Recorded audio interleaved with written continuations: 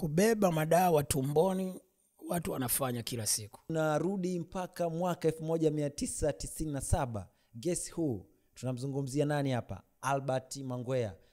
Rest in peace. Aliweza kufariki ilikuwa ni mwaka 2013 akiwa na umri wa miaka 30. Hasa Dudubaya anataka kutupitisha kidogo kwenye vitu ambavyo huenda wewe mtoto wa 2000 GNZ kabisa unaweza kawa uvifahamu. Unafahamu tu bana, huyu alipoteza maisha akiwa South Africa, lakini kuna vitu vingi utakao uvifahamu. Sasa nafikiri ni story ndefu, lakini tutaanza kwa episode. Leo tutazungumza, kama kuna vitu vitabakia basi tutavizungumza tena. Kwa hiyo leo tunataka tumzungumzie kidogo Albert Mangwea. Wewe umekutana naye 97, si ndio? Umemfahamu vipi? Mmefahamiana vipi? Kuna vitu gani ambavyo umevifanya mkiwa pamoja na vitu gani ambavyo unavifahamu? Kama itatupeleka zaidi paka kwenye safari yake ya mwisho ya kifo, vile ambavyo unavifahamu itakuwa poa zaidi. Tueleze kidogo kuhusiana na Albert Mangwea kwa namna ambavyo wewe unamfahamu. Mangwea kama Mangwea tulifahamiana kwa mara kwanza, ukukutana kwa mara kwanza ni Morogoro. Okay. Chuo ambacho nilikuwa nasoma mimi, Tushikamane Vocation Trading Center. Nisoma pale miaka 2 Kilakala. Chuo hicho kiko chini ya Askofu Mkude ambaye alikuwa askofu mkuu wa jimbo la Morogoro. Sasa hivi ni mstaafu. Sasa hivi kuna askofu mpya wa Roman Katoliki. Kina Mangwea wameanza kuimba muziki lile kundi la Stizu wakiwa Mazengo Sekondari kwa pamoja. Dodoma. Akiwepo Nula aliimba Ice Cream, Mezibi, Maloga, Dark Master, Mangwea na wengine. Maloga ya kuwahi kuwika sana, ila Nula watu wanamjua. Nula ndo Baba Stars. Baba Stars. Nafikiri swala 5 yuko Shinyanga huko. Mezibi ni marehemu. Mtoto wa Elias Dodoma. Dark Master yupo mpaka sasa hivi watu wanamuona. Maloga sijui yuko wapi. Mangwea ndio kama hivyo. Mwenyezi Mungu kampenda zaidi. Kwa tulivyokutana katika studio zile, kwa sababu pale pale chuo nilikuwa kuna studio ya kurekodi. Kwa tukafahamiana pale. Kwa hiyo tuko kwenye harakati kama wote underground. Kwa hiyo wakasema sisi tuko Dodoma. Na ndo narudi nyuma kidogo nilivyozungumzia kipindi kilichopita kwamba tulikutana Mango Club kwa wakina Too Proud wamekuja kufanya show. Nikiwa mimi underground na Fandesela akiwa nani underground. Ndio sikiwa Fandesela aliogopa kuperform, mimi nikaperform. Kwa hiyo Sugu alivutiwa na kipaji changu mimi, watu walivyokuwa wananishangilia. Ndio akaniambia next Sunday, sababu hizo shows zilikuwa zinafanyika Jumapili. Next Sunday tuko Dodoma. Ukumbi wa NK. Kwa hiyo kama vipi njoo Dodoma. Kamwambia Too Proud ambaye ni Sugu sasa haina noma. Kwa hiyo afande ya kwenda hata Dodoma. Kwa hiyo tukajipanga na mshikaji wangu anaitwa Black Nigga. Sasa tumeshajuana na kina Mangwea, tukajua pa kufikia kina Mangwea watatupokea. Kipindi hata simu hazipo kivili. Kweli sisi tukafika Dodoma mpaka Mazengo Sekondari. Kina Mangwea akatupokea vizuri sana. Ninachokikumbuka Mazengo Sekondari pale uwanja wao wa mpira kuna jukwaa kubwa. Kwa unakuta mida kama hii ya saa 12 jioni shamaliza kila kitu, masomo na kila kitu, unakuta sawa kina Mangwea hapo kwenye ile jukwaa mpaka mida ile ya kulala. Kila mtu ana freestyle, kila mtu anachana mistari. Kwa ikawa sisi ndo kama maskani yetu ya kufanyia mazoezi. Ushanielewa? Paka muda wa kulala. Sasa sisi tumeenda Dodoma hatuna kitu. Kwa hiyo hatuna pesa ya guest wala hatuna ndugu. Kwa hiyo wakina Mangwea Stizu ndo wakawa ni ndugu. Kwa hiyo walichokifanya ni kuhakikisha mwalimu yoyote asigundue kama sisi tunalala kwenye mabweni yao. Okay. Kwa kweli tulikuwa tunaingia chocho kwa chocho, tunalala kwenye mabweni. Asubuhi si Dodoma kuna kibaridi. Baridi. Baridi hata paka leo hii. Tena hiki si ndio nini kinaitwa kiangazi au nini? Kipupwe. Usiende Singida na Dodoma sasa. Utajuta mpaka ulivu na katika nini. Kule ndio maana kuna guest nyingi. Jua linawaka lakini kote utalitafuta. Baridi hatari. Kwa hiyo tulienda kipindi hicho. Kwa hiyo mzee tuna asubuhi ili walimu, kwa sababu wanafunzi wakitoka wanajipanga mistari kule kabla ya uji kabla ya nini, walimu wanapita kwenye mabweni na nikategea. Kwa sisi ni lazima tuwe tumeshatoka, tusiwaharibie. Yes. Tunatoka chocho kwa chocho. Kuna area C kule, area D kuna mashamba ya mahindi huko. Kwa hiyo tunaingia kwenye mashamba ya mahindi. Sasa umende nini? Umande. Unakuchapa hata. Tunaenda tunakaa kwenye mwembe. Tukisubiri wana wamalize mambo ya shule. Alafu atupite hicho kwao. Sasa na Mezi B, marehemu rest in peace, anakaa area C, mtoto area C. Ndio kwa ushukuta kota zile za kishua zile. Baadaye wanakuja wanatupitia pale, tunaenda mpaka kwa kina Mezi B, Mangwea kwa Morogoro sasa. Na Mezi B hivyo tunazunguka huko na huko tukisubiri tamasha la Jumapili wakina Too Proud wanafanya nini? Wanakuja. Kwa sisi vikundi vile vya wasanii vya Dodoma kama underground tulikuwa watu wameshajiandaa na sisi tumeshajiandaa. Shanero ni mwendo kipindi hicho unatumia beat kwenye tape. Hakuna cha CD. Kwa mzee tukajiandaa pale, siku ya Jumapili ikafika, nikapiga bonge la show pale. Kina Mangwea kaingia, unajua tena Mazengo nzima sekondari na shule zile zinawashangilia. Wenyeji. Yes. Atuliua sana. Paka sikio nakumbuka Dola So, nafikiri atakuwa anakumbuka Dola So sasa hivi alikuwa diplomat na kina Saigon sasa hivi huko Uingereza. Anajua atakuwa anafuatilia Duduba TV. Alitukana. Kwa hasira. Sababu aligundua DJ anatupendelea sisi. Yaani ukumbi mzima mimi naimba hivi na shangilio, walivyoingia kina Mangwea, yani ushaelewa, mtu kwao. Walivyoingia wao sasa Too Proud, Sugu sasa Dola So na Saigon. Ikawa tofauti. Kuna DJ anaitwa DJ Babu, sasa hivi atakuwa mtu mzima sana. Sijui kama yuko hai au DJ Gobo si yupo. Ndio malegend DJ wa Dodoma. Dola So ndo akamfuata, akaanza kumtukana, unaita mambo ya kijinga. Sio ilikuwaje kwenye tape pale. Unawapendelea hao. Sisi unatuharibia shows. Alitukana sana matusi kwenye mic Dola So. Lakini sisi tuishasepa na nini, sasa hivi wanasema kijiji. Kwa hiyo kaisha hapo, akina Too Proud wakarudi zao Dar es Salaam. Sisi tukabaki na akina Mangwea. Kawaida kwa kulala ni mabweni ya Mazengo sekondari. Kina Mangwea tuko wote, chakula cha shule ndio tunakula. Sasa ikafika siku na tatu turudi Morogoro. Nauli hatuna sisi wawili. Kina Mangwea huku na huku wakapiga hesabu. Sasa mimi nilikuwa na CD ya kutoka Marekani, ina nyimbo za Marekani collection. Na kipindi hicho ukiwa na CD ya kutoka Marekani nyimbo za mbele ni dili. Kwa hata kumuuzia mtu inafanya nini? Inauzika. Kwa hiyo tukaenda na kina Mangwea mpaka stand. Wafika stand wakamsomesha conductor wa Costa moja inayotoka Dodoma tu Dar es Salaam. Bwana hawa wanaelekea Morogoro Msamvu. Washushe pale. Dhamana yetu ni CD, yani bond. Bond ni nini? CD. Ni CD. Kwa hiyo wewe utaenda nayo Dar es Salaam. Utauza. Sio utauza, hadi sasa sisi tunaenda nayo Dar es Salaam. Wakati unarudi tutakutana hapa tutatoa hiyo nauli, utupe nini? CD yetu. Konda na driver akakubali. Kama nilivyosema kipindi hicho zilikuwa ni deal. Kweli mpaka Dodoma nani Morogoro tukashuka, Costa likaelekea Dar es Salaam na CD yetu. Sisi tena hatukuwa na hela tena kwenda kuigomboa nini? CD. Hiyo CD. Maisha yakawa yameishia hapo. Yameishia hapo. Kwa hiyo Konda driver haja tuoda. Ndekani agieni. Yes, kwa tukaendelea kwenye mahusiano na kina Mangwea, wanakuja Morogoro tunakuwa wote. Hakuna simu za mikononi hapo. Ni kutafutana. Baada mimi mbishe zangu pale, mitikasi yangu, haswa zangu nikamaliza, nikaja Dar es Salaam. Nikaendelea nafanya kazi. Huku napata pesa naingia studio. Nikatoa wimbo Kazabuti 99. Radio 1 walicheza sana. 2000 ndio nikatoa Mwanangu na Nidhamu. Nilivyozungumza kipindi kilichopita.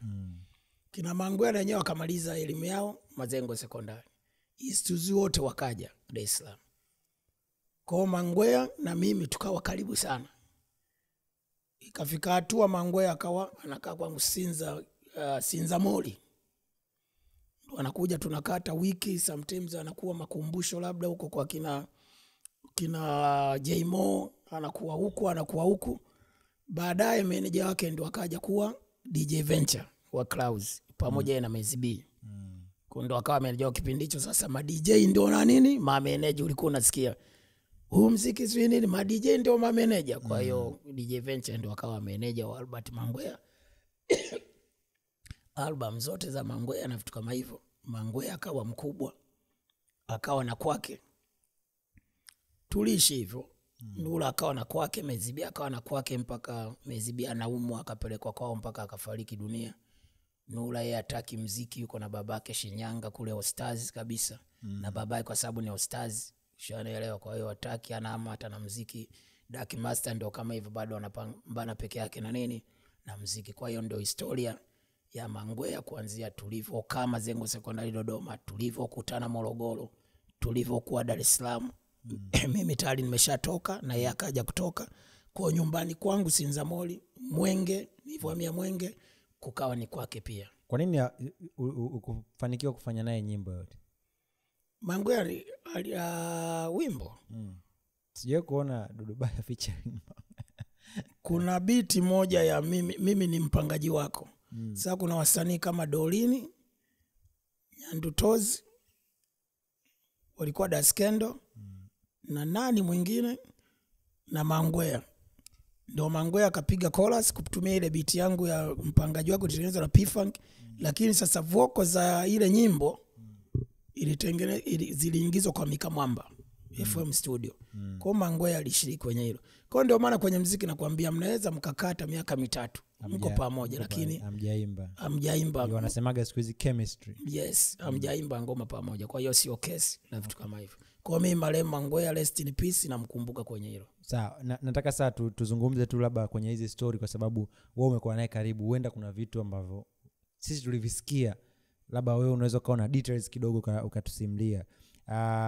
Rumors, kipindi hicho tunakipokea kifo cha Mangwea kutoka South Africa, tuliambiwa alikuwa amebeba madawa kulevya au alikuwa anauza madawa kulevya. Na kipindi hicho kiukweli kuna wasanii ambao walijitokeza hivi karibuni tuliwaona ambao walikuwa kwenye huo ugonjwa, na wakasema mtu kama anaitwa nani huyu jamaa, utanikumbusha jina, yuko sana na Weusi, alitoa historia yake kuhusiana na madawa kulevya. Alikuwa mpenzi wake na Rais Rodaizi. Wamezungumza wasanii baadhi kitu ambacho waliwahi kukipitia zamani. Nataka tufahamu kidogo hapo kwa kile ambacho unakifahamu kuhusiana na Mangwea. Ni kitu kama hicho ndio kilisababisha kifo chake kwenye story za hapa na pale, wewe kama msanii, kama brother pia, kwamba kifo chake kilisababishwa na kumeza madawa na safirisha au kwenye kuvuta? Kwamba alikuwa anasafirisha, kwa sababu kipindi hicho tulikuwa nasikia hizo story nyingi kwamba wasanii wanabeba madawa, watu wanabeba madawa wanapeleka South Africa. Kubeba madawa tumboni watu wanafanya kila siku, tangu na tangu. Na hiyo haitaisha leo. Ndio maana huwa wanaitwa mapunda. Kwa hata umauza madawa kulevya, wewe si hivi ukimeza hizo kilo za unga tumboni, unapeleka labda nchi yote, labda China au wapi, kwenye mawasiliano ya simu ni lazima mimi kama nimekubebesha wewe, alafu kuna mtu anakupokea katika nchi unayoenda, mimi lazima kwenye simu yangu niseme oya, jiandae punda anapanda ndege ya saflani, anatua hapo saflani ukampokee. Kutumia neno punda maana yake wazungu system ya usalama au inayopambana madawa kulevya isijue punda ni nani. Lakini wazungu wenyewe wakajiongeza katika vitengo vyote vya usalama vya kipolisi duniani, iwe Marekani iwe Ulaya, wameajiri watu Waswahili kwa ajili ya kutafasiri kwamba huyu mtu anamaanisha nini punda. Wameajiri wa Spain kwa ajili wa Spain wanavyoongea Kispeni. Wameajiri wa Mexico, wameajiri, yani unaelewa lugha zote zile. Kwa hiyo wanavyo nasa mawasiliano wanajua kama huyu anaongea Spain, Mspain anajua huyu anamaanisha hivi, wanatua sangapi. Na wale kule wanavyokamata mtu airport na madawa kulevya, hawamkamati airport. Hawakukamati airport, wanakufuatilia mpaka unapopeleka wanachotaka mtandao mzima, sio wewe punda uliyebeba. Umeelewa? So Mangwea watu walivyoanza kuposti sijui yuko hospitali kafanywa operation, madawa yamewekwa pale, zile ni video clip za kutengeneza. Huwezi ukaenda South Africa ukameza madawa ukayaleta Tanzania. Soko la madawa kulevya Tanzania bei yake na South Africa ni kubwa. Na ndio maana South Africa na ni Tanzania kwa madawa kulevya ni sawasawa na daraja au ni sawasawa na kivuko. Watu watatoa madawa kulevya Brazil na wapi, wakija hapa ni transit tu, anapita kuupeleka wapi? South Africa. Ndio kwenye soko kubwa. Sio imekuingia akilini. Na ndio maana vijana wengi wanatoa unga hapa, hata wanaokufa njiani, kwa sababu unga kidonge kimoja tu kikipasuka tumboni wewe ni marehemu, uponi. Kwa kuna vijana wengi wanakuwa kwenye basi, anasafiri kidonge nani tu paka anafika sehemu ya kugonga passport sui nini, kuvuka boda nchi nyingine, unashangaa kwenye siti anyanyuki. Wakija kumtoa kawa marehemu. Kwenye uchunguzi unakuta kumbe alikuwa na nini na madawa kulevya. Wengi tu wanakamatwa Mbeya hapa kabla hajavuka Tunduma au boda ya Kiela. Wengi tu kutoka Tanzania. Kwa Mangwea hakuwa South Africa kameza unga kuleta hapa. South Africa nani, Mangwea alienda kupiga show South Africa. Sasa swala ya yeye kwenda na unga South Africa kama vijana wengi na wasanii wengi wanavyosafirisha madawa kulevya kwa kumeza, siwezi kusema alisafirisha kupeleka South au kusema hakusafirisha. Lakini mimi ninachokijua ni kwamba akiwa South Africa na M2THE wameshapiga show zao, mwenyeji wao kwa maana ya Kinje, mtoto wa Kingunge Mwilu, aliwaambia hivi, tumeshamaliza show na hela yao akamlipa ya show hizo. Sio ifanya show 3 hizi tu za kibongo hizi tunazosemaga kama umeenda Marekani wapi. Akaambia tiketi hapa, kesho mnaondoka saa 4 asubuhi, hela zenu hizi hapa, sawa, ila msiende huko mnakotaka kwenda kulala, twendeni mkalale kwenye apartment inayoishi mimi, ndio salama zaidi. Kina Mangwea walikataa. Bwana, wale ni wanetu, wale washikaji zetu, kuwa na amani. Ndio wakaenda kwenye mageto ya washikaji. South Africa usicheke na mtu kwa sababu umemkuta South, mlisoma shule, wazazi wenu ni majirani wala wapi. Kukutoa leo ni jambo la kawaida wakati ni Mtanzania mwenzako. Usimwamini kama umeenda na hela. Labda umeenda huna kitu. Lakini kama akijua umekuja una mchongo wa hela, kukutilia kitu chochote kwenye kinywaji, chakula ili uzime, wachukue kila kitu easy. Sasa Mangwea kama kawaida anavuta unga. Na wale wenyeji ndio wakutafuta. Ndio wakaja overdose. Ndio maana Mangwea alivyovuta ule unga akawa overdose. Alivyolala kuamka asubuhi kashakufa ni mapovu mdomo mzima. M2THE pia jitambui, kaja kujitambua kwa hospitali. Yule jamaa mwenye lile geto alikuwa anajua na miradi hayo, kashakimbele eneo kaenda mji mwingine. Ndio alikuwa anaongea na miradi hayo kutoa taarifa. Lakini huyo jamaa ndio mwenye lile geto waliofia kina Mangwea, alipofia Mangwea. Kwa Mangwea hakufa na madawa kayameza tumboni. Alikufa na unga ambao kaumeza overdose. Kama the same kwa Whitney Houston, yule mwimbaji mkubwa duniani kutoka Marekani. Na akiwa hotelini alikuwa ni teja wa unga, baadaye kawacha mabodyguard na marafiki zake nje wanakula dina, yeye akaingia wapi? Chumbani. Kuingia chumbani kaenda bafuni, kapenga, kavuta kaingia kwenye jacuzzi. Kuingia mle ndani kwenye maji, ndio baadaye mbona huyu atoki, si ndio alimkuta amekufa. Ya kwa hiyo madawa kulevya inafikiaga tu watu, hata DMX alikuwa anavuta, kaenda jela, karudi, tukamuona anashiriana Kanye West kwenye show yake ile ya kila Jumapili Sunday nini. Mwisho wa siku kavuta tena naye kafa kwa overdose. Kwa hiyo nafika hatua unavuta ulewe, unavuta kwa hiyo inabidi overdose. Sasa overdose ndio hayo kuna mawili, unyanyuke au upitilize. Ndio kilichotokea kwa Mwalimu Mangwea, si watu wanavyosema ule unga walimkuta no tumboni no. Dudubaya, wewe umepiga hip hop. Ya kwako ni hip hop au ilikuwa ni nini? Ni hip hop kabla ya kuswitch kuingia kwenye dance, muziki wa kuchezeka. Yes.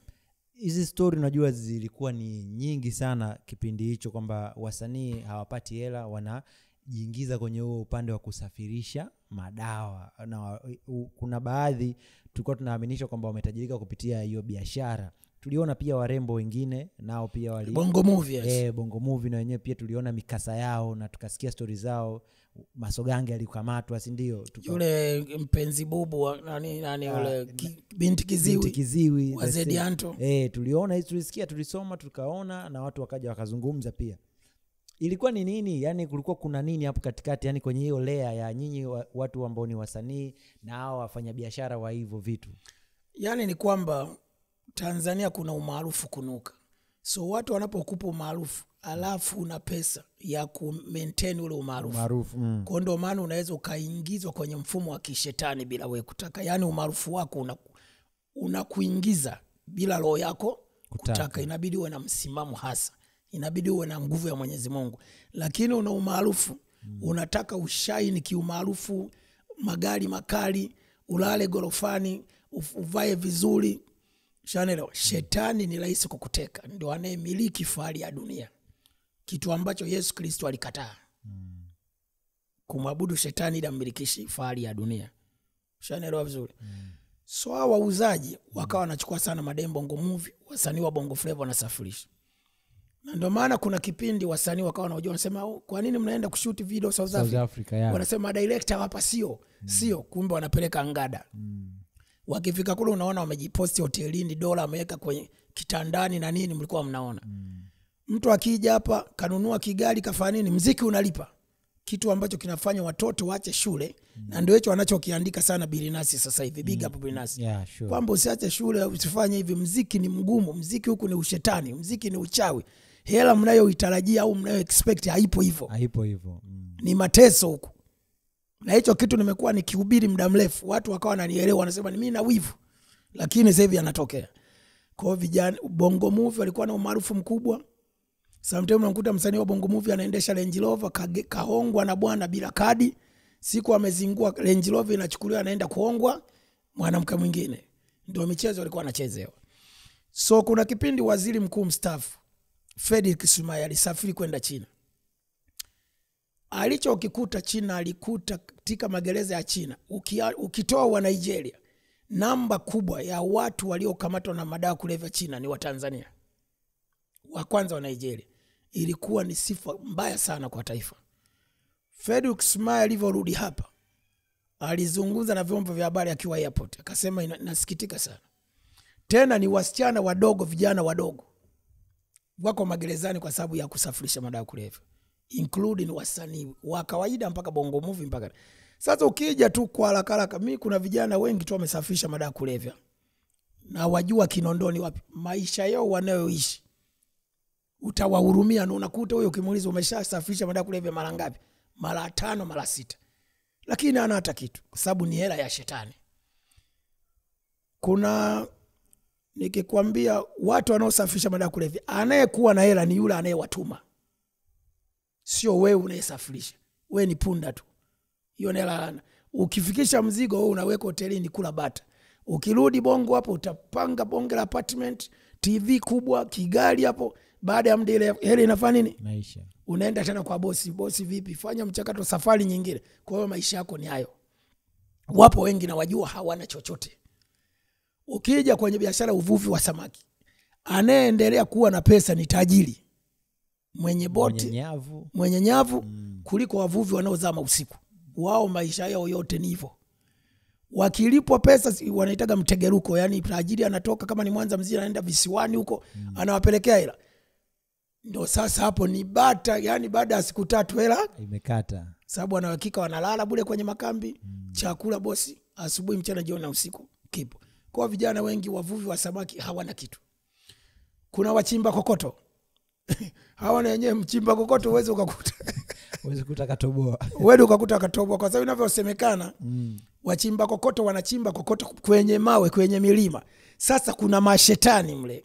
Unajua mashetani, majini yanaishi kwenye milima.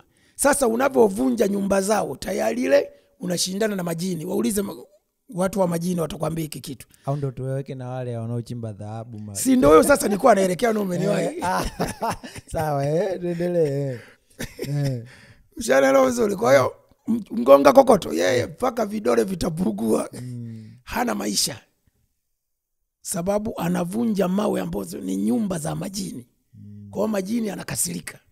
Na hata wavuvi wanavyovua samaki, majini ni kitoweo chao. Ndio maana baharini ziwe kuna majini, yanakasirika. Kwa hiyo anaweza yanakufuatilia wewe uyaoni. Unauza, unapata pesa, yanachukua. Sababu unayauzi wakati unachukua vitoweo vyao. Kokoto unavunja nyumba ya majini. Na ndio maana hata kuna miti ni nyumba za majini, ukiukata ule mti ni shida. Wachimba dhahabu wanaozama chini hawana mookoto. Wachache sana. Yes, mwenye mgodi. Kwa hiyo ni hela za hivyo, ukilipwa leo wiki tu hela ipo. Kwa hiyo vijana wanaosafisha madawa kulevya ni bora uache. Sababu ushahidi wa watu ambao wamesafisha madawa kulevya ni wengi na wengi, lakini wapo Kinondoni, Magomeni, wapi, hawana chochote. Sababu ni hela ya laana. Sababu unapouza madawa kulevya una tofauti na muuaji. Sababu wanaoenda kuvuta ni binadamu, ni watoto wa wenzako. Mtu kama nitolee mfano, mapito anayopitia Chidi Benz, mamaka anatabika kiasi gani? Kwa hiyo mateso, maumivu na machozi anayoyapitia mamake Chidi Benz, na wewe ndio umemvutisha Chidi Benz. Kumbuka siku moja itakuja watoto wako watavuta kama Chidi Benz. Kuna matajiri wengi wamepata hela kwa madawa kulevya, lakini sasa hivi watoto wao ndio mateja, wameshindikana. Kama wewe unalawiti watoto wenzako, ipo siku watoto wako wenyewe watakuja kulawitiwa. Umeelewa vizuri? Kwa hiyo dhambi anarithi mtoto.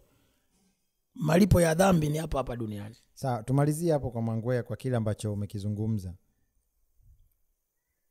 Baada ya kupoteza maisha tukawa tunazungumza, lakini pia watu wakawa wanazungumza zaidi kwamba hakuna msanii, yani kwamba Mangwea alikuwa mbele ya muda. Kuna nyimbo aliziimba ambazo hata ukisikiliza leo unaisikiliza kama ni ngoma ambayo ni ya leo. Unahisi Mangwea alikuwa na nafasi ya kufanya muziki wa kurap, si ndio, kufika mbali zaidi kwa kile ambacho alikuwa anakifanya na wewe ulivyokuwa unamuona? Mangwea alikuwa na talent kubwa. Akiimba anaimbia, Mangwea alikuwa anaweza. Sauti ya kuimba alikuwa nayo, ya kuchana alikuwa nayo. Alikuwa na commercial, alikuwa na hip hop commercial inayouzika. Sawa. Lakini Mangwea alivyokuwa chini ya hao manager zake, ikafika hatua kazinguana, akawa na Zizu Entertainment, kwa maana Zizu Fashion huyu mwenye maduka huyu. Na penye wakaja wakazinguana, walikuwa wote pale, kuna Mr. Blue, akina Bushoke, akina nani, ilikuja kuwa lebo kubwa, lakini wakazinguana. Sasa yale mapito, kwa sababu inavyosema Mangwea hakupata chochote kwenye muziki zaidi ya kupata pa kukaa. Sawa. Madai ni kwamba lebo ilimnyonya. Sasa wakati sasa anadai maslahi, akaenda Zizu Entertainment, na kule yakawa mambo ni magumu. Mangwea akajikuta yuko kwenye cycle ya watu ambao sio wazuri juu ya maisha yake na kipaji chake. Wanamuziki wengi tunachobugi ni hapo hapo. Unatakiwa ukae, huyu JS, huyu Stars, huyu Wile ni washikaji zangu, wana msaada gani na mimi? Piga chini. Na ndio maana kwenye maisha unatakiwa kuwa na watu ambao umetoka kazini unazuga nao tu kijiweni nusu saa ngapi, kama wanapiga kizinga cha sigara. Hata wewe Mtanzania unayetazama kupitia Duduba TV, kuwa na marafiki wa kuzuga nao umeshatoka kwenye mishe zako, na kuwa na marafiki unaokuwa nao kwenye utafutaji wako, good people, pengine hata wamekuzidi. Ndio maana Donald Trump alishawahi kuna sentence yake moja anasema, ukikutana na mtu aliye bora kuliko wewe, usichukie, kuwa naye karibu, ujifunze kupitia yeye. Unacheza mpira umekuta kwenye hiyo timu kuna namba yako, kuna mtu bora kuliko, kuwa naye karibu. Umemkuta mtu ni goalkeeper ni bora kuliko, kuwa naye karibu, ujifunze, sio kuchukia. Don't hate. So sisi tunacho Mangwea kilichomponza kutoka kwenye huko kwa kina DJ Venture mpaka akawa kwa Tipo Zizu Entertainment. Baada hapo akawa na marafiki ndio wao unyamani. Ni mwendo wa bangi asubuhi mpaka jioni. Mwendo wa unga asubuhi mpaka jioni. Ukichanganya na stress zake. Ukichanganya na stress. Hakuna ugonjwa mbaya namba moja duniani kama msongo wa mawazo, aka stress. Yaani Mangwea anakaa Kinondoni mpaka mauti anamkuta, hana rafiki wa maana unyamani kule. Kina Jizi Mabovu wamekufa kwa staili. Muda wote wamekata kwenye kigrocery. Wanakunywa vya kupima, kipindi hicho viroba vipo. Bangi huku ni kuimba tu. Wewe ukianza eti unaimba asubuhi tena huko ba unakunywa. Unaanza tu kuimba eti kufreestyle mpaka jioni, wewe ni chizi. Lazima utenge muda wa mazoezi. Kwamba wewe uko ba. Wewe hata kwenye coaster tu unaanza kufreestyle. Wewe chizi. Huo sio usanii. Sio usanii, huo sio muziki. Okay. Ndio maana unapanga kwamba kila jioni au asubuhi risali moja, jioni risali moja. Ndio maana hata mpira wanafanya mazoezi asubuhi jioni, ngumi hivyo.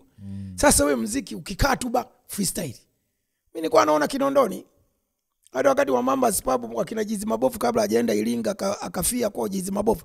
Ndio alikuwa anakaa hiyo nyumba mtaa wa Ufipa. Ndio watu wamekaa hapa ni freestyle. Alafu akifika hata kama unataka kuweka taarifa habari, unataka kuweka radio usikilize, wao wanachomeka flash ni hip hop tu. Mwanzo mwisho. Yaani sasa wewe huwezi, huo ni uchizi. Kwa hiyo Mangwea dakika zake za mwisho mpaka anafia South Africa hakuwa na watu wazuri. Okay. Na ndio kama unavyomwona Chidi Benz hana watu wazuri. Watu sasa hivi mtu akikutana na Chidi Benz anampa 10,000, anampa 5,000. Maana yake huyo anampa sumu akavute zaidi ili afe. Badala kukaa naye chini, mpe ushauri. Na mtu akishafikia hatua hiyo, kama kweli unataka kumuokoe, usimuokoe kwa kumwambia leo bwana acha JS ukua hivi, si wazazi wamekusomesha sio na nini. Kunywa bia si fa nini, 10,000 hapa hujamsaidia. Mtu akishafikia hatua hiyo, mweke karibu. Namna unavyomweka karibu na anavyoangalia maisha unayoishi wewe. Na ndio maana unaweza kukuta kuna mtu analewa sana pombe. Bila pombe haishi.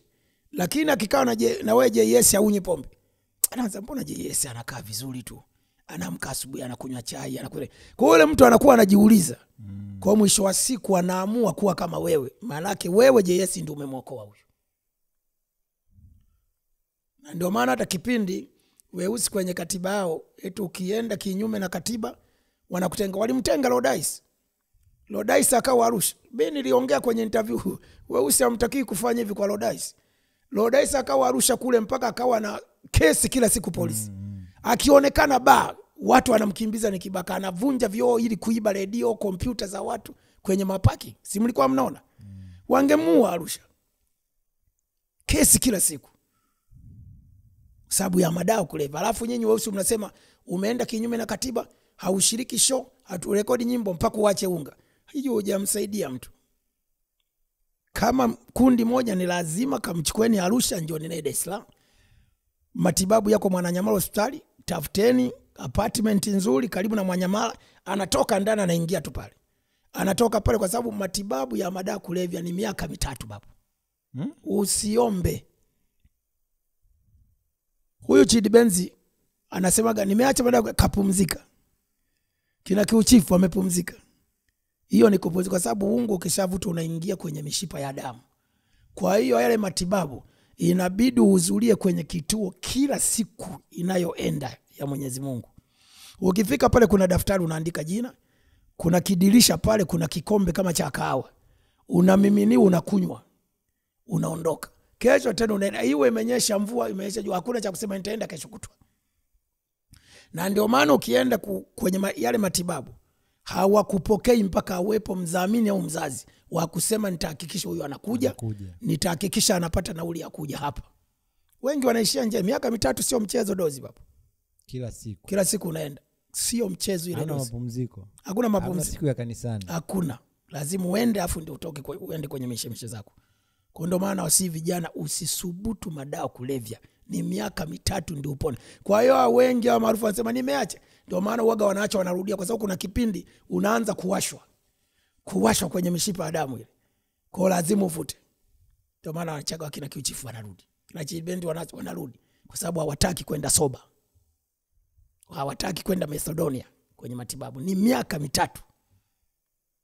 Ndio maana Lodice mpaka sasa hivi ameacha. Sijui, I'm not sure. Sijui kuzungumza naye kuhusu hilo kama alienda Macedonia matibabu au kaamua tu kuacha. Alifanywa interview na Millard Ayo akawa anasema hiyo mpaka uamue wewe. Yes. Yani wewe binafsi sasa yani. Moyo wako yani. Kwa hiyo kama Lodice hajapitia Macedonia kusafishwa ile damu, maana yake unga bado uko kwenye mishipa kwenye damu.